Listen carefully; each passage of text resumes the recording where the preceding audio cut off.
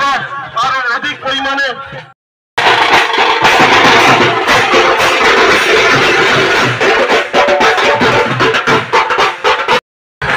সকলের প্রিয় বিপ্লব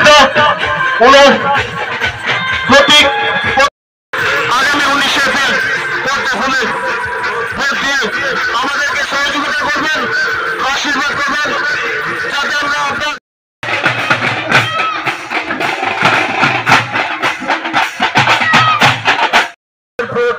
একান্ত প্রয়োজন। আপনাদের এই আশীর্বাদ, আপনাদের এই সহযোগিতার মাধ্যমে আমরা এলাকাতে আরো নতুন আপনাদের ঘরের ছেলে আদরণীয় বিপ্লব কুমার দেবজিকে পবিত্র শিশুদের আগামী শিক্ষা দেওয়ার জন্য এবং আপনাদের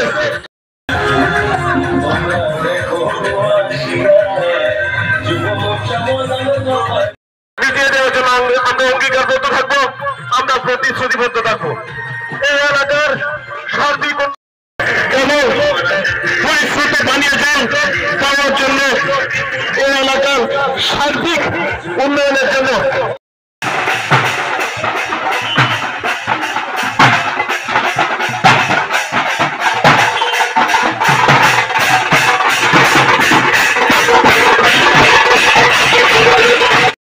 প্রচুর পরিমাণে কর্মসংস্থান তৈরি করতে পারি, তার জন্য আপনাদের আশীর্বাদ চাইছি, আপনাদের সহযোগিতা চাইছি।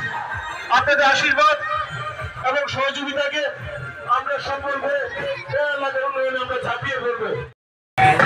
এই এলাকার সুধী নাগরিকবৃন্দ, নির্বাচক মন্ডলে আপনাদের সামনে দিয়ে এগিয়ে চলছে আমাদের এই পদযাত্রা। এই পদযাত্রার মাধ্যমে এই এলাকার সমস্ত কুমার দেবজির সময়কালে আমরা 13 নম্বর ওয়ার্ডের এলাকা আমরা এবং মানুষের যে ভালোবাসা, স্নেহ এবং জনসমর্থনের জন্য আমরা সকলের কাছে আমরা প্রার্থনা করি। এবং আজকের র্যালিতে আপনারা দেখেছেন কীরকমভাবে মানুষের সারা, এবং এই র্যালিতে আমাদের যিনি জোনাল চেয়ারম্যান তথা এই ওয়ার্ডের যিনি চন্দ্র ছিলেন, প্রত্যেক যারা আমাদের সত্যিকারের প্রমুখ বলুন, ওয়ার্ড প্রেসিডেন্ট থেকে শুরু করে প্রেসিডেন্ট, বিভিন্ন মোর্চা এবং আমাদের যারা পার্টির সিনিয়র যারা নেতৃত্ব সমাজের আমরা আজকের জনসম্পর্ক অভিযানে পদযাত্রা আমরা সামিল হয়েছিলাম।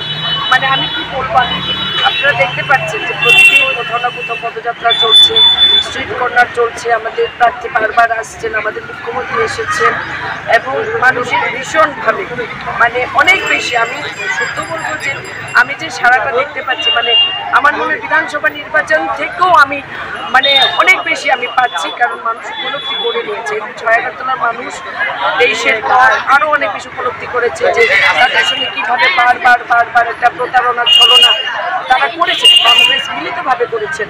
মানুষের কাছে আজ ভারতীয় জনতা পার্টি ছাড়া আর বিকল্প আর কিছু নেই। মোদিজির প্রতি, আমাদের ডক্টর মানিক সাহাজির প্রতি মানুষের দিনের পর দিন যে ভালোবাসা, স্নেহ এবং আস্থা, বিশ্বাস, সেটা কিন্তু ক্রমাগত বৃদ্ধি পাচ্ছে। এবং এটা কোন পর্যায়ে 19 তারিখ দাঁড়াবে সেটা যেদিন 4 তারিখ যেদিন রেজাল্ট বেরোবে 4 জুন, সেদিন সবাই বুঝে যাবেন।